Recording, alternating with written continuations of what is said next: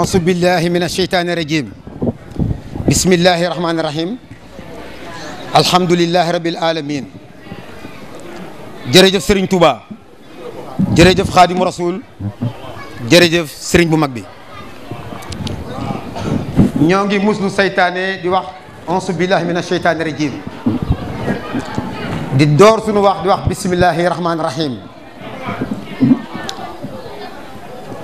di ko tàmbalee di nuyoo bi nag association yi yëpp yi nekk fii ci région bi rawatina département bi ak suñu mbokki dëkkandoo éleveurs yi ne ci Sénégal yi yëpp ñoo ngi jël nuyoo bi di ko teg ci seen loxo di leen wax asalaamualeykum wa rahmatullah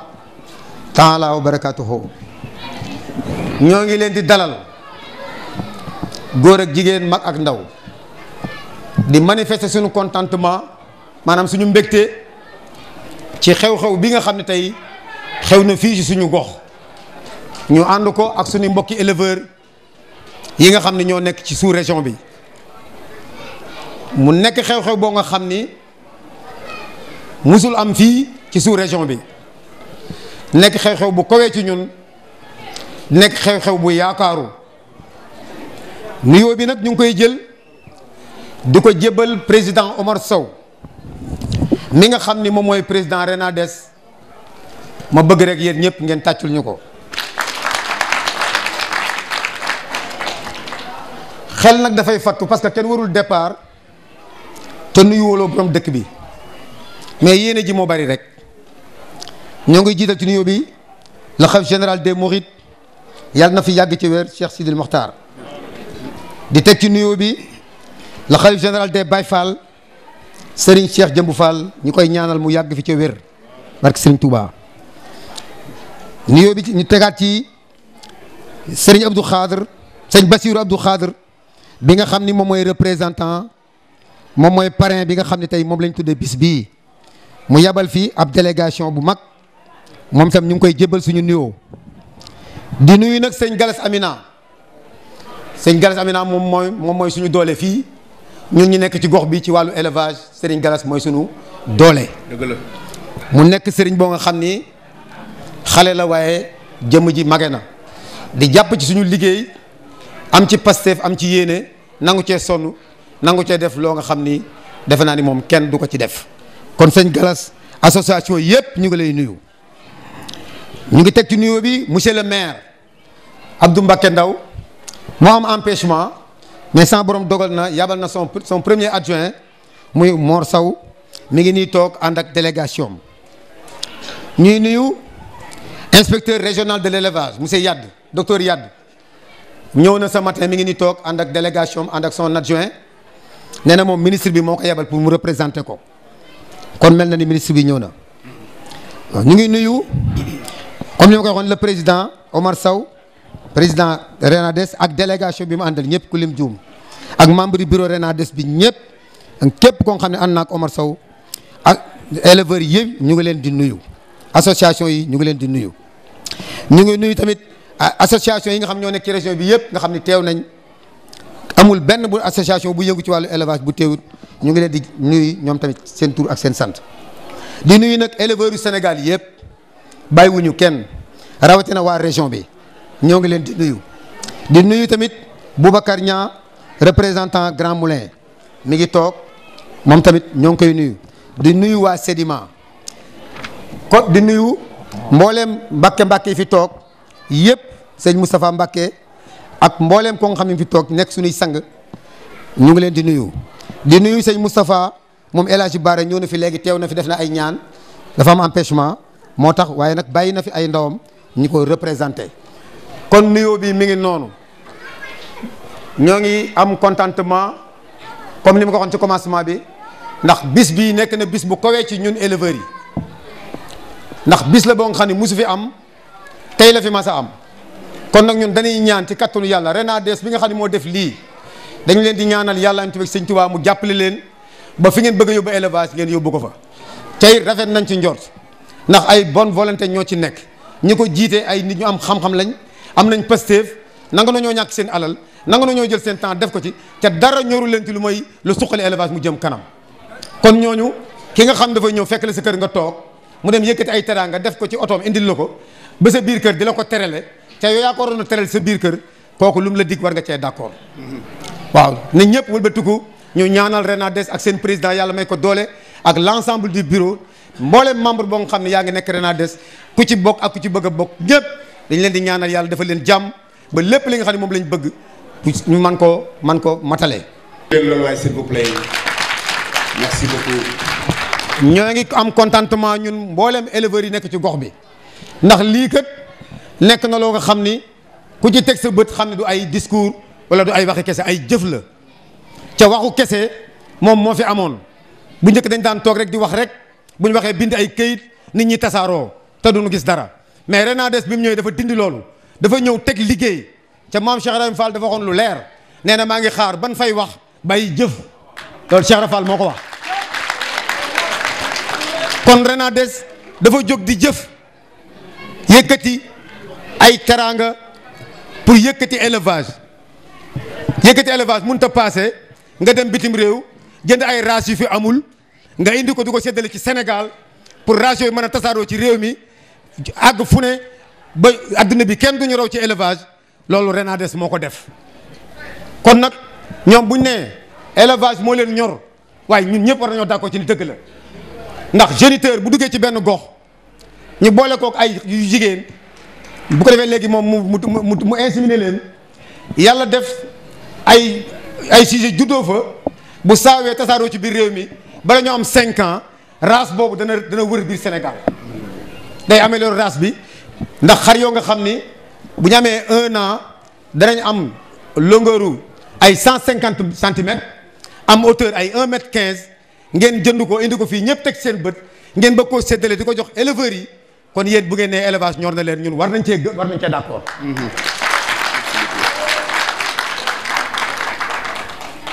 nag yi xaalis bu bari lay jar bitim réew la amul Sénégal barki démb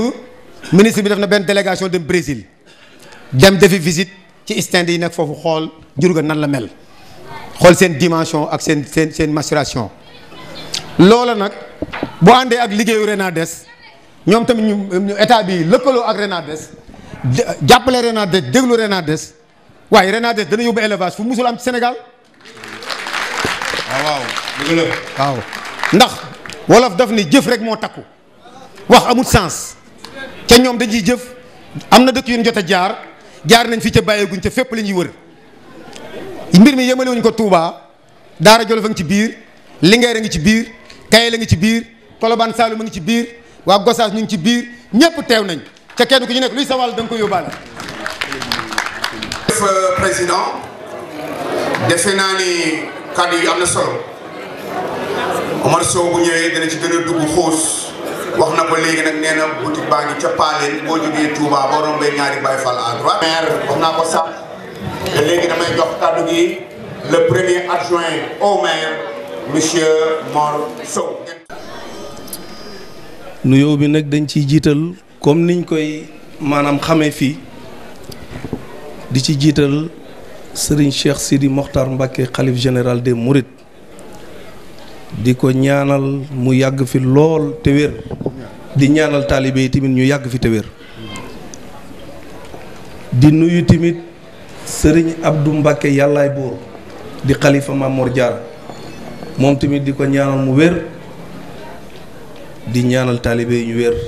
noonu tamit lañ koy defee di nuyu xalif général de Baye Fall di Serigne Cheikh Jëmb Fall di nuyu Serigne Abdou Khadre Mbacké bu Daaru Salaam di nuyu waa Gaawaan di nuyu waa quartier bi di Ndoye di nuyu ñëpp man nag maa fi ñëw tey représenté fi monsieur le maire Serigne Abdou Mbacké Ndaw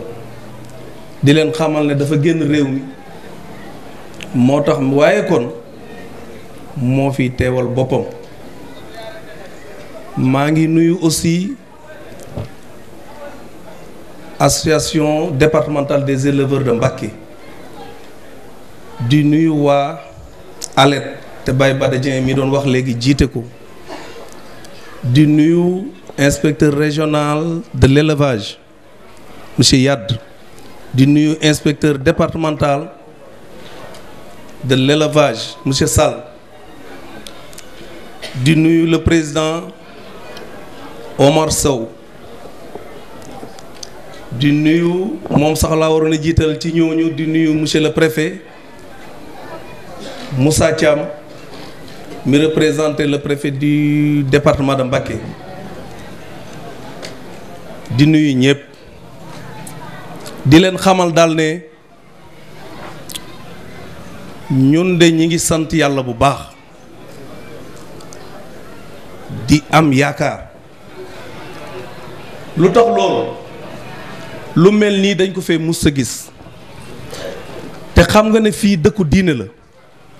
Sénégal ci boppam sax laay wax dëkku diine la waaye rawatina le département de Mbacké nga xam ne nii ku ko xam ku ne xam Cheikh Ahmadou Bamba Khadim Rassoul xam màggalu Touba xam ne au moins 4 millions à 5 millions de personnes danañ fi daje pendant 5 jours kon ku indi lii ñun nga ko indil waa Touba nga ko indil waa Mbacké nga ko indil kon monsieur le président Omar Sow ñi ngi lay dalal jàmm yaag membre du kii bi maanaam bureau bi di dalal nag fédération bi di dalal association des éleveurs yi nekk ci Sénégal yépp parce que lii bu ngeen ko defee rek comme ni ma ko waxee yaakaar la ñun bu xew-xewu diine amee te fii xew-xewu diine boobu moo fi maanaam bu mag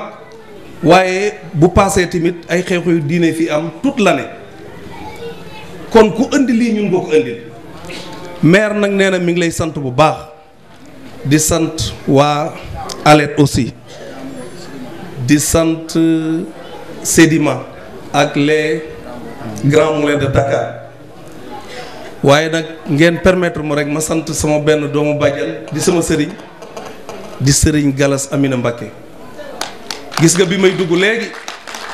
ab autorité ku ko sañ a sëggal rëkk ko kooku am na ca sañ-sañ comme am na sañ-sañ ci dëkk bi ni ko Baye Badadien waxee tamit am na sañ-sañ lool ci wàllu jur gi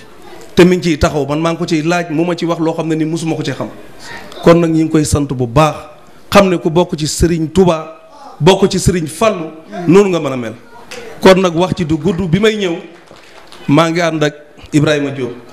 di conseil municipal ànd ak Adja Fall Adja Assou Fall di conseiller municipal ànd ak Khassimou Ka di conseiller du maire ànd ak Abdoulaye Diako di conseiller du maire mais waaye bi ma fi ñëwee fekk naa fi tamit Malick Diagne di conseiller municipal. ñu ngi leen ciy sant bu baax di leen gërëm asalaamaaleykum wa rahmatulah taala wa barakatu. Merci beaucoup monsieur le maire. bismillahi mina shaytaani rajim bismillahi rahmaani rahim alhamdulilahi rabbil alamin arrahmaani rahim maliki yawmi din iyyaka na'budu wa iyyaka nasta'in ihdina siratal mustaqim siratal lazina an'amta alayhim ghayril maghdubi alayhim waladdallin amin barke borom Touba barke borom Touba ginnaaw ba ñu sante yàlla julli ci yonent bi sant suñu yaakaar tey ak ëllëg Xaadim Rasul Cheikh Ahmadou Bamba ñi ngi nuyu ñëpp di sant ñëpp ci seen teewaay fii ngeen nekk nii cant gi nag dañ ciy jiital suñuy kilifa muy sëriñ Basiru Mbàkke Abdou Khadir mu yebal fi suñu mag ñi ñoo ngi sant bu baax a baax di sant tamit sëriñ Isaaxa moom sëriñ Basiru sant nañ ko bu baax a baax ak sëriñ Mamour ak sëriñ Moustapha Mahamadan ak mbooleem ku teew fii rek ñu ngi lay sant bu baax a baax a baax ndax lii nga ñu defal dafa rëy lool ci ñun ndax ñun dañoo xamul lu dul élevage kon nag su nga ñëwee diñu ci jàppale nuñ mën a def danañ ci sànni ay kàddu yoo xam ne ay kàddu cant la xanaa di gën a ñaaxaat rek suñu mbokk sëriñ si ñu gën a dugg ci élevage bi xam ne élevage bi ñun bu ñu nekku ci daaja rek dañoo war a nekk ci càmm gi te ñanke nag di ñaan suñu borom mu gën ñoo saxal gën ñoo dëgëral ba liñ si bëggee liggéey lépp suñu borom defal lu ñu ko bëggee bu baax a baax te damay wax ne lii daal na xel bu baax a baax ndax di taxawal lii sërub Serigne Touba teew fi muy Serigne Isaaxa Mbacke kon nañ santaat bu baax a baax xam ne lii musa am ci élevage woote Serigne Touba ñëw teew ci kon dalal seen xel bu baax a baax xam ni li ngeen liggéey lépp am ni ngeen ko bëggee fii lañ ko dooree woon nag suñ borom def na ci jàmm ak salaam kon li mu leen waxoon rek muy am fii moom yaakaar du fi tasee lépp lu fi ubbee lu ne da ngeen ci am njariñ li ngeen ci bëgg lépp di sant président Omar Sow bu baax a baax ndax wax dëgg yàlla mi ngi bay waaram lépp loo xam ni lu ko yitteel mooy élevage nu mu gën a jëmee kanam rek moo ko ñor moom dama koy wax tout le temps ne ko yow da ngay sonn tout le temps ci élevage bi mais moom njariñu élevage rek moo ko jël day jël àllam di ko ci def di jël léppam di ko ci def lépp ngir dafa bëgg élevage bi jëm kanam rek ba pare nag li ma ci gën a neex mooy day boole ñëpp ñu nekk benn kon yàlla na jàmm jooju gën a sax li ngeen bëgg a yóotu si élevage di ko liggéey yàlla nañ ko yàlla defal ni ngeen ko bëggee bu baax a baax di wax ne suñu xol sedd na bu baax di sant waa Mbàkke gépp nag amuñ seen fay fi ñu wootee ngeen ñëw wuy suñu yàlla neen yàlla fay suñu xol sedd na bu baax a baax di leen gën a ñaax rek ñu gën a jàppat ci élevage bi xam ne élevage mooy doxalu am réew nañ ci gën a jàpp bu baax a baax lépp loo xam ne dañ koy def muy jëmale élevage kanam bu ñu ci kenn jiitu nañ ko def ndax am réew kat dañ ne mbay ak càmm moo koy doxal kon ñun yàlla féetli ci càmm geeg mbay gi nañ ci gën a góorgóorlu bu baax a baax bañ a xaar ma sàmba bañ a xaar ma demba xam ne lépp loo nekk ab jullit lépp lu mu nekk lu ne rek suñu borom dana ko ci fekk jàppale ko ci bu baax a baax nañ gëm ne élevage bi mooy doxal suñu lépp kon nañ ci jàpp bu baax a baax sant nañ leen gërëm nañ leen bu baax a baax jërë ngeen jëf suñ xol sedd na baax di ñaan jotaay yi yàlla nañ koy fekke ay ati ci barki Serigne Touba kenn bañ a manqué na ñëpp am nañ bëgg yàlla may ñu dooley poos barki Xaadim Rasul jërë ngeen jëf suñ xol sedd na baax maa ngi jërëjëf Mbacke ana lan la fas yéene waxtaane quelle stratégie sécurisation du bétail quelle stratégie moom la fas yéene waxtaane un commandant de la gendarmerie nag en retraite avec toute son expérience et son expertise su bëggee wax ci sécurisation du bétail nañ ko déglu bu baax te xam ni c'est l'homme qu'il faut à la place qu'il faut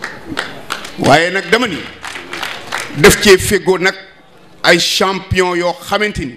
dañoo tekki ci réew mi. sëñ bi loolu la wax ni yow day neex nga ñëpp ak man itam neex nga ma lool macha allah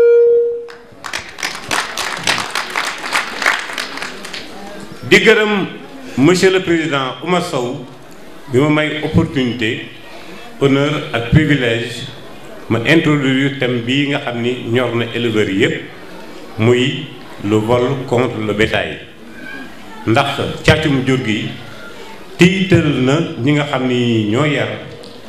ragal na ñi nga xam ne ñii dañu bëgg a dugg ci yar gi càcc gi dafa nekk mbiru sécurité or ñëpp xam nañu sécurité dafa bokk ci mission régalienne de l'État comme l'éducation et la santé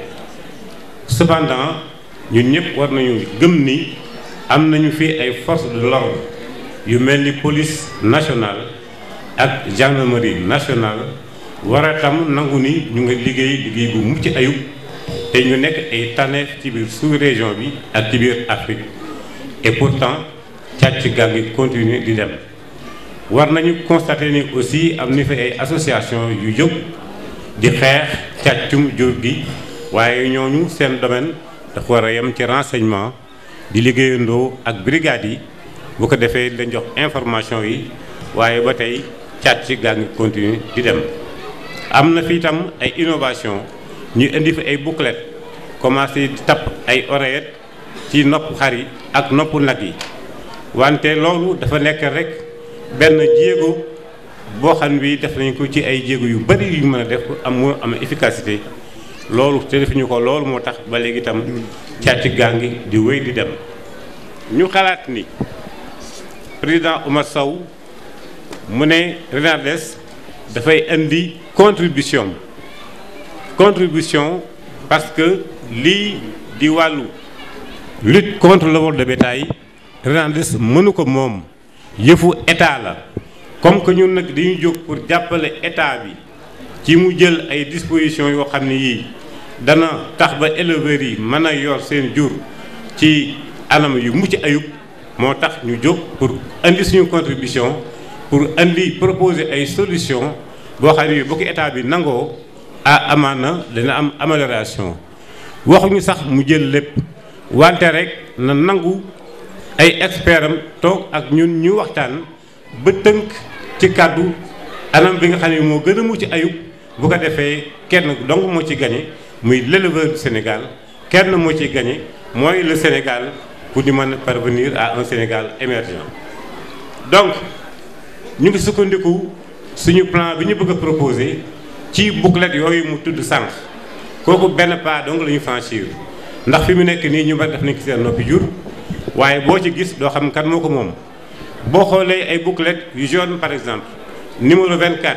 soo demee am na Touba soo demee am na Njaaréem soo demee am na Kaolack soo demee am na Fatick boo demee am na sax Ziguinchor kenn du xam numéro 24 jaune bi kan moo ko moom.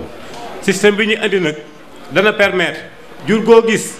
dans les 10 minutes qui suivent nga xam ni kii kat diw moo ko moom ma nga dëkk béréb sàngam numéro téléphone mi ngi nii nga oo ko mu xam ne que sa jur mi ngi place sàngam. kooku dafay nekk un début pour trouver la solution contre le vol de bétail bi ki des mooy ñu réglementer boucher yi ndax jur boo ko sàccee da nga koy rendi jëfandikoo ko comme ni njaay ñuy def mbaa boog nga jaay ko mais ku téye jur gi dañ koy jàpp mbaa boog nga jëm ko yar te loolu tam dañ lay jàpp kon bu ñuy xeexee ba nga xam ne bii dañuy réglementer boucher yi ak abattage clandestin yi ñu lutter contre ça amaana càcc gi dana wàññeeku. dañuy jël Sénégal li mu toll ñu répartir que en 5 zones mu am 5 zones zone est zone ouest zone nord zone sud ak zone centre zone bu ci nekk boo xamee xoolee carte Sénégal di nga xam gox ya fa nekk. bu dee zone centre mooy fi ñu nekk nii muy Diourbel région Diourbel. Kaolack ak Fatick ñoo nekk région centre boo demee ci nord bi mooy Saint-Louis mu wàcc ba ay Louga yéeg ba ci kaw ay Matam Podor Richard Toll et consort boo demee à l'est mooy Tamba nga ñëw ay Goudiri Bakel Kidira ñëw ba Kédougou mooy zone est boo wàcc ñëw ci suuf mooy la zone sud mooy Ziguinchor Bakel Ziguinchor Kolda Vélingara Sédhiou et ainsi de suite Dakar ak Thiès ñoo ànd kon ñu affecté zone bu nekk benn couleur bouclette bu ñu def rek bouclette boobu couleur boobu lay am ma wax ci rek fi ñu nekk nii muy zone centre tànn naa vert muy Ziguinchor tànn Ziguinchor Casamance tànn naa rouge muy la zone de tous les dangers muy la zone est Tamba et consort tànn naa bleu pour la région du fleuve ndax ndox mi tànn bu weex bi pour Dakar ak Thiès eu égard à la mer et à l'écume blanche des vagues. tàcc leen li waay s'il vous plaît. oh c'est très beau président. daal di tànn nag jaune mooy fi ñu nekk nii pourquoi parce que jaune c'est le bassin arachidier mais surtout parce que l'étoile est frappée sur le jaune bidéo bi fi la nekk. mooy tàcc leen lii. waaw président yow foo jàngee lii. moo tax mu ci tànn jaune jox ko zone centre. li ñu wax nii mën nañu adosser système bi à une campagne de vaccination générale. d'une pierre 3 coups lay nekk. dana permettre état bi mu identifier jur gi dana permettre parce que ba léegi identification musta am ndax li muy wax nii confusion moo am totale parce que anarchie moo am dans l'application de cette mesure là. waaw bii nag dañ koy réglementer. dégg nga dana ko permettre donc mu identifier jur gi dana ko permettre également mu répertorier jur gi mu xam ñaata la. le mot. recensement. waaw mu recenser jur gi xam ñaata la. waaw bu ko defee dana ko permettre également bu fekkee ne day def vaccination mu xam ñaata tête la vacciné ak fan la ñu nekk. ci gàttal parce que orateur dañoo xaw a bari. on m'a demandé d'écouter un peu ma contribution bu yëpp beneen nga ne bu soobee yàlla dañuy def carte du Sénégal teg yëpp indi couleurs yi expliquer yëpp dans les détails ak les cas qui peuvent intervenir comme boo tolloo fii jaay sa xar mu changer de zone mbaa bu sa xar daanoo noo koy déclarer parce que dañu war a créer benn centre national de coordination et d'animation de la lutte contre le vol de bétail kooku dañ ko war a créer implanter ko soit ici soit à Fatick en tout cas foo xam ne fii day nekk foo xam ne c'est accessible ñooy coordonner lépp liggéey boobu en collaboration avec les services de l'ordre réguliers qui sont établis dans le territoire dañ amoon am efficacité. jataay bi yëpp ñu ngi leen di nuyu di leen sant di nuyu kilifa diine yi ñu fi fekk ak kilifa aada yëpp di rafetlu torop jataay bi di jéggulu tamit ndaxte ay jigéen lañu suñu kàddu warul a jóg ci kaw kilifa yi waaye dafa am message rek bu ñu bëgg a jàllale mu leer ci bopp net parce que gis nañ ne lépp li fi Renades di def ñu ngi koy tudd muy jëf ju rafet boolewu ci wax ju bari waaye tamit ñu bëgg leen a xamal ne jigéen ñi bàyyiwu leen gannaaw parce que Renades dafa jël ne gis na ne góor ñaa ngi liggéey mu fekk leen fa ñu nekk di leen dooleel pour seen liggéey gën a rafet jàppale waale en même temps réew mi parce que gis nañ ne bu élevage suqalikoo ci gox yëpp vraiment li ñuy jooy ci côté boobu yëpp dina wàññeeku lu bare bari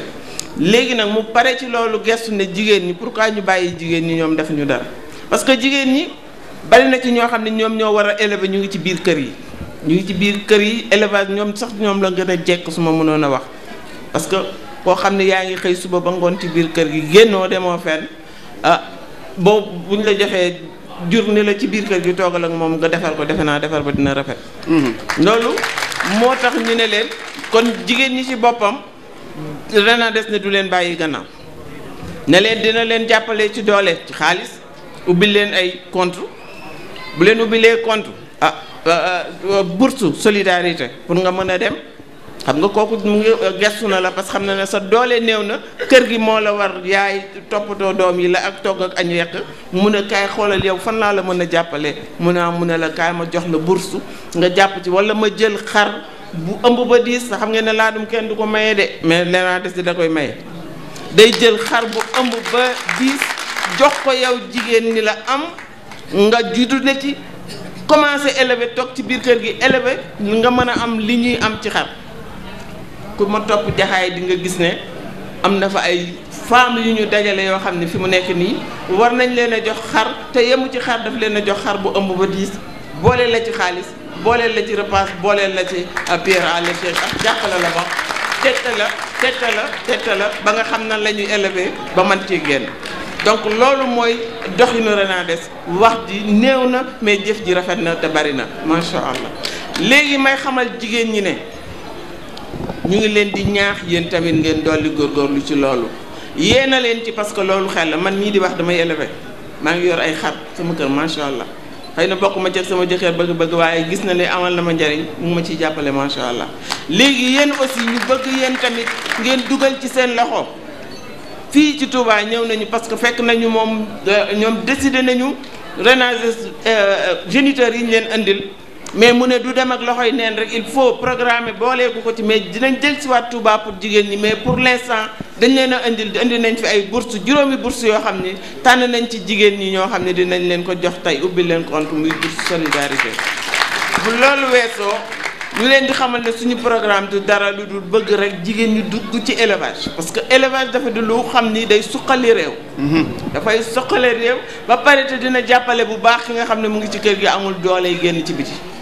kon loolu lu am solo la ñu dellu di leen gërëm rek di leen xamal ne loolu mooy suñuy tànk bëgg nañu du élevage bi góor ñi rek déedéet jigéen ñi dañ ci war a bokk te dañ ciy bokk incha allah te loolooy tànk Renades. ñu ngi jégalu nag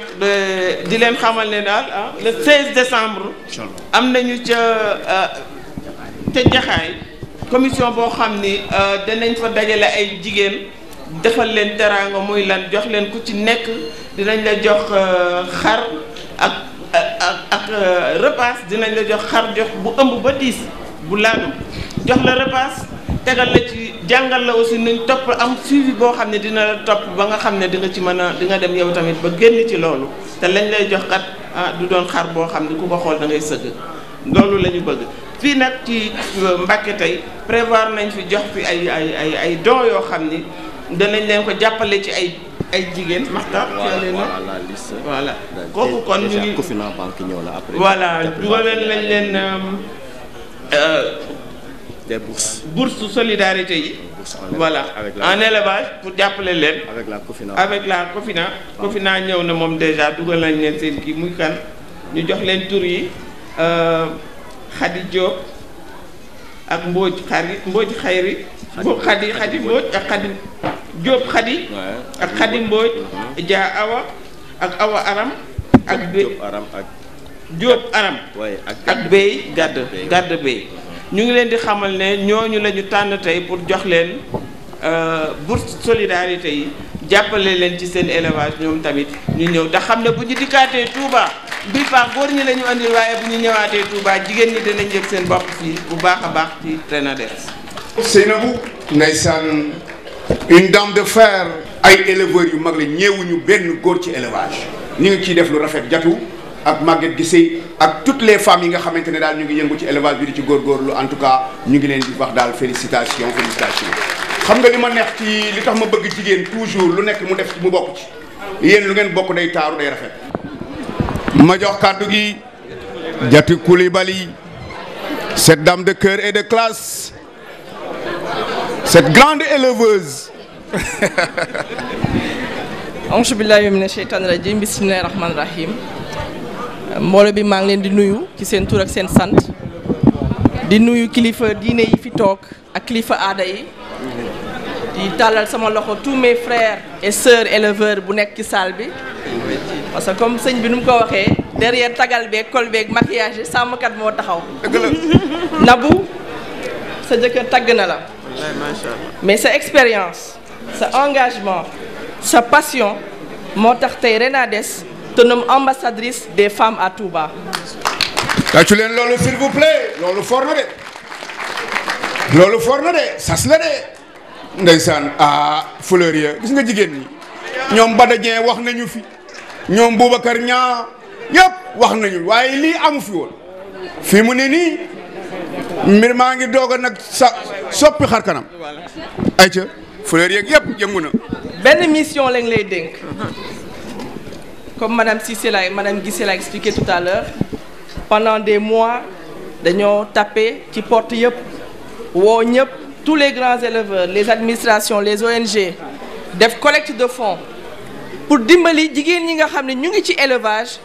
mais amaguñu moyen pour moderniser wala jigéen ñi nga xam ne élevage ñor na leen pour ñu def activité génératrice de revenus mais amuñu moyen ñu ne xaaral ñu dimbali leen avec une bourse d'aide au démarrage boo xam ne Cofina sunu partenaire moo ñu si jàppale pour ñu ubbil leen ay compte épargne projet. Monsieur Ibrahima Sow ici présent qui est le responsable réseau de Cofina Touba su si kanamee dina jox les 5 bénéficiaires de bourse yoo xam ne Nabou dénk nañ leen benn mission rassembler dajale jàppale dimbali bul toroxal